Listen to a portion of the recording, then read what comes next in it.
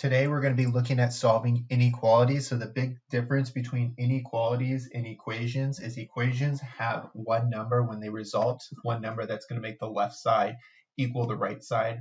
While with inequalities, you're going to have a range of numbers. There's going to be a lot of numbers that make the statement true.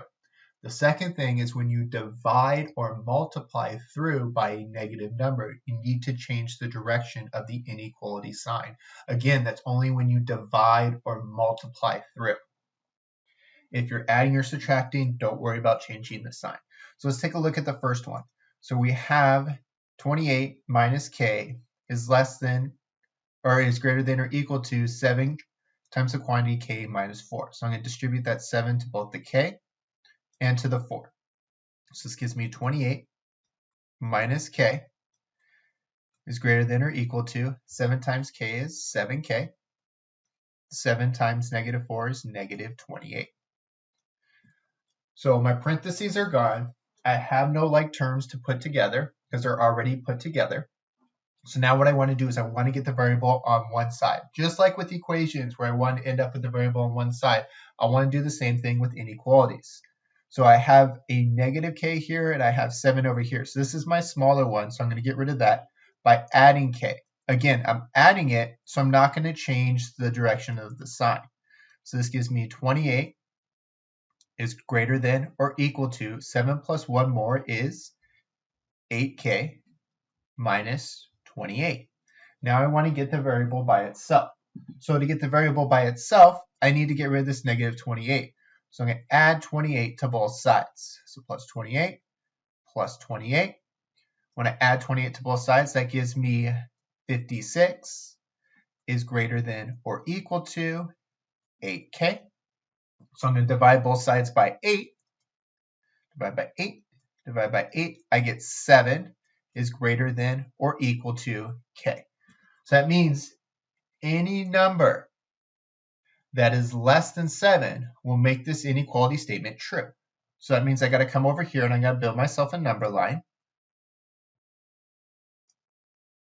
So I'll just say this is 5, 6, 7, 8, 9. I'm just kind of picking numbers around what my solution is. That's how I came up with my number line, picking numbers around what my solution is. Now because it has or equal to, I'm going to make a circle right here and I'm going to fill it in. If it didn't have or equal to, then I just leave it as an open circle. This means that 7 can be included in this solution set. And we want numbers that are less than 7. So we're going to shade to the left. Shade to the left. So any number that is 7 or to the left would make this statement true. Let's take a look at B. So we have some parentheses, so we're going to distribute in the negative 4 to both the negative 7x and to the negative 7. So this gives me 28 minus 7x is less than or equal to, so we're going to have a closed circle again.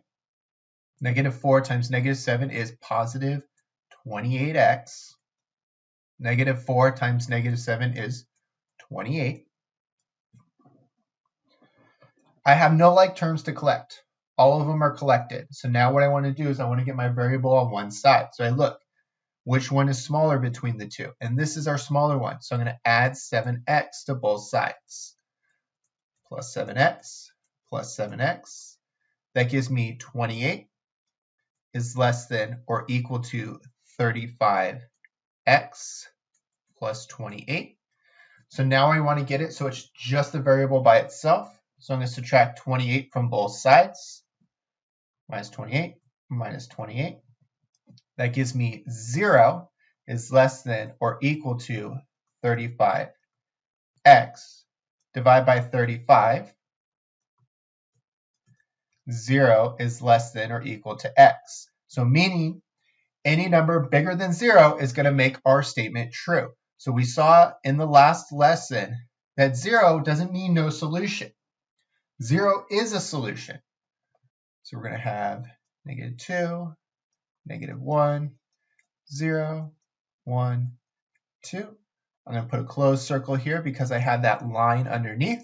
I'm going to shade everything to the right.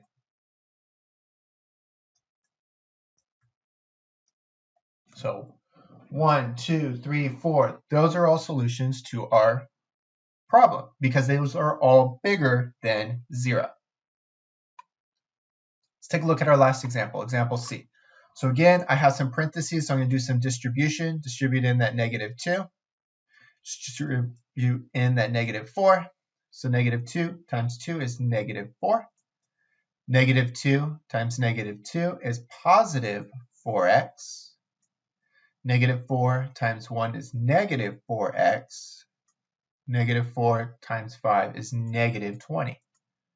Is less than or equal to -24. This time I do have some like terms. So I'm going to put these two together and I'm going to put these two together. So 4x minus 4x, well that's 0x. -4 and -20 is -24 is less than or equal to -24. Now if this had been just less than, this would be no solution. But because it has or equal to, this means all solutions.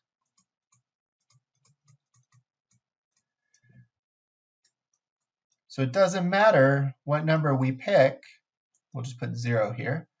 Any number on this number line is going to make this true. All the numbers work. You're going to end up with -24 is less than or equal to -24 in the end. It's all going to work. So on the last one, we saw an example where there's no solution. Today, we see an example where there is infinite many solutions. And we see the difference between those types of problems and problems that result in the variable equaling 0. 0 is a number, so that's why it is a solution to our problem. So go ahead and look through the notes for today and then use these to help you solve out the problems. Make sure you build graphs for each of these because the graphs tell you what the solution set is, all the possible answers.